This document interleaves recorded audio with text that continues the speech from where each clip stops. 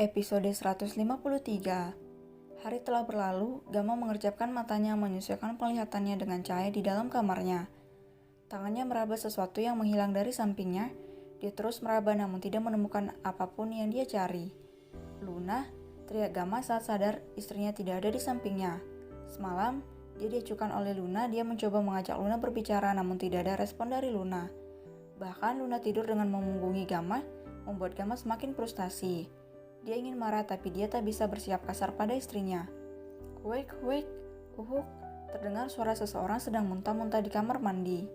Gama terkesiap, dia langsung melompat dari tempat tidurnya dan menghampiri Luna yang ternyata muntah dan mual di kamar mandi. "Sayang, kau kenapa? Apa kau tidak enak badan?" ucap Gama panik. Dia bersempuh di samping Luna sambil memijit tengkuk istrinya. "Kau kenapa? Apa kau sakit?" tanya Gama lagi dengan perasaan khawatir. Luna menggelengkan kepalanya menjauh. "Aku mohon," pinta Luna dengan air mata yang sudah mengalir di pipinya. Gama terdiam, dia begitu sesak saat Luna memintanya menjauh. Dia tidak bisa membiarkan istrinya sakit seperti itu.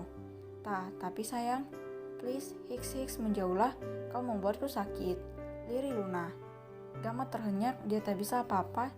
Ini rasanya ia memeluk Luna tapi gadis itu menolaknya. Gama berdiri dan berjalan mundur. Dia tidak keluar dari kamar mandi. Gama tetap berdiri di belakang Luna dan memperhatikan istrinya dengan intens. "Nah, ada apa denganmu? Kenapa mendiamkan aku?" tanya Gama pelan. "Tolong jangan begini sayang, aku gak bisa kalau didiamkan," ucap Gama. Terdengar suaranya sedih dan terasa kesedihan di dalamnya. "Apa ini masalah anak? Sudah kubilang, kalaupun kita gak bisa punya anak, gak masalah sayang. Aku tidak mempermasalahkan itu. Aku mencintaimu, entah seperti apapun keadaanmu," ucap Gama lagi. "Aku mohon jangan diam nah, please," pinta Gama. "Maaf, aku butuh waktu sendiri," ucap Luna lalu pergi keluar. Gadis itu sudah berpakaian rapi, hanya saja tiba-tiba tadi perutnya terasa mual dan kepalanya sedikit pusing. Gejala yang biasa dihadapi oleh ibu hamil. Gama terdiam. "Baiklah, tapi jangan lama-lama marahnya nah," ucap Gama namun tak dihiraukan oleh istrinya. Gama diam, dia benar-benar sedih dengan situasi mereka saat ini. Jelas-jelas kemarin Luna sepertinya memaafkannya, tetapi berikutnya Luna mendiamkan dirinya. Gama membersihkan dirinya dengan frustasi. Dia tak berniat pergi ke kantor sebab moodnya benar-benar berantakan. Gama menatap meja rias Luna. Biasanya setiap pagi dia akan bercanda sambil menyisir rambut istrinya, tapi hari ini Luna menolaknya. Gama memakai pakaian kasual. Luna bahkan tidak menyiapkan pakaiannya. Setelah selesai berpakaian, Gama keluar dari kamar mencari keberadaan istrinya. "Per, Luna di mana?" tanya Gama pada Perdi yang berpapasan dengannya. "Entah apa yang kau lakukan padanya, kenapa dia menangis?" sarkas Perdi dengan tatapan marah pada Gama. "Kak Gama jahat, kenapa kakak biarkan Kak Luna pergi?" Hiks, "Kak Luna, kakakku pergi," teriak Ana dari jauh. "Sebenarnya apa masalahmu Kak sampai Luna pergi? Dia pamit pada kami tadi. Aku benar-benar kecewa denganmu." "Ah, sudah Per. An, ayo pergi kita cari Luna," ucap Anin yang baru turun dari lantai 2. "Ayo, kami kecewa padamu Kak," ucap Perdi. Ana, Perdi, dan Anin pergi keluar dari rumah itu meninggalkan Gama yang terbujur kaku saat mendengar kalau istrinya pergi dari rumah dan menangis. Wek. Gama merasakan mual di perutnya. Dia lari terburu-buru menuju wastafel dan memuntahkan air dari perutnya sebab dia belum sarapan pagi. Kenapa aku ikut mual? Astaga Luna, kemana kamu nah? Jangan begini, diri Gama. Setelah mualnya berhenti, Gama beranjak keluar namun dia berpapasan dengan Ken yang menatapnya dengan wajah marah. "Kamu membuatku kecewa," ucap Ken. "Gimana adikku?" bentak Ken. Gama terdiam, bahkan Ken saja tidak tahu di mana Luna apalagi dirinya. Sial, teriak Gama. Dia meninggalkan Ken di rumah itu lalu langsung mengemudikan mobilnya.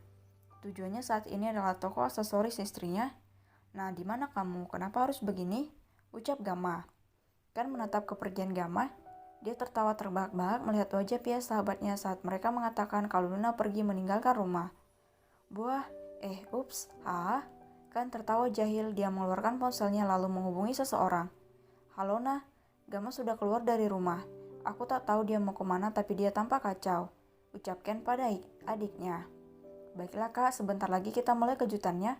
Lanjutkan aktingnya," ucap Luna dari seberang sana. "Siap," seru Ken. 1 jam yang lalu, Luna keluar dari rumah setelah membuat suaminya kacau.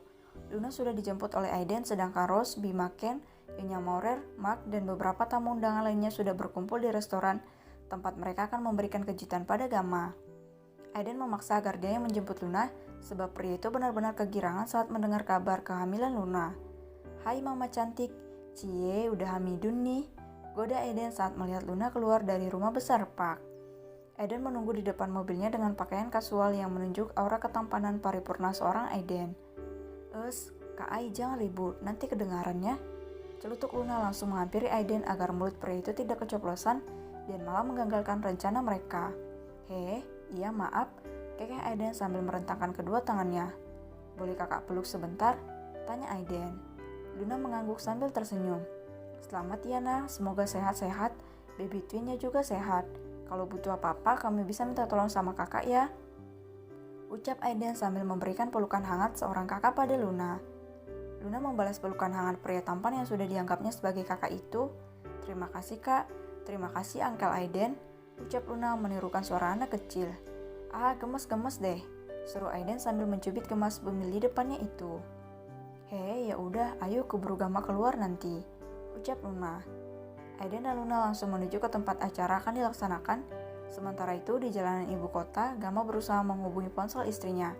Dia sedang menuju gedung toko aksesoris istrinya yang sudah beroperasi sejak seminggu lalu dan sudah menerima beberapa karyawan baru. Kenapa ponsel Luna nggak aktif? Ayolah Nak, aku mohon angkat, ucap Gamma frustasi. Gamma melajukan mobilnya, dia sampai di depan toko aksesoris istrinya.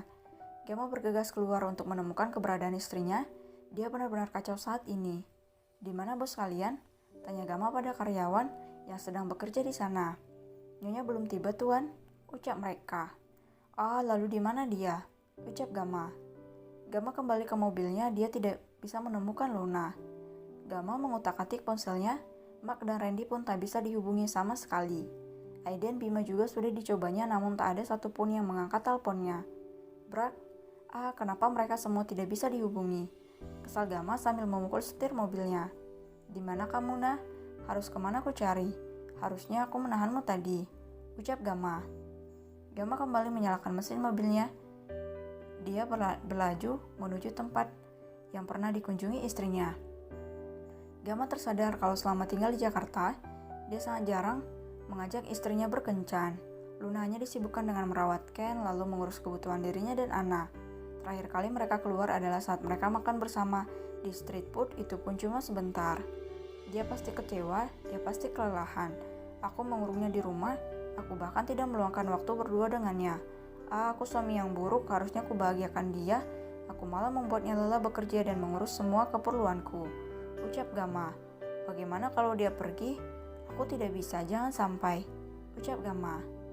Dret, ponsel Gamma bergetar. Pria itu menepikan mobilnya ke sisi jalan untuk melihat pesan itu. Seketika senyumnya mengembang, dia melihat nama istrinya di sana. Dibukanya pesan itu, namun bagai disambar petir, Gamma mendapat pesan yang membuatnya khawatir. "Datang ke restoran Japeli, kita bicarakan hubungan ini. Aku sudah tidak tahan dengan situasi ini."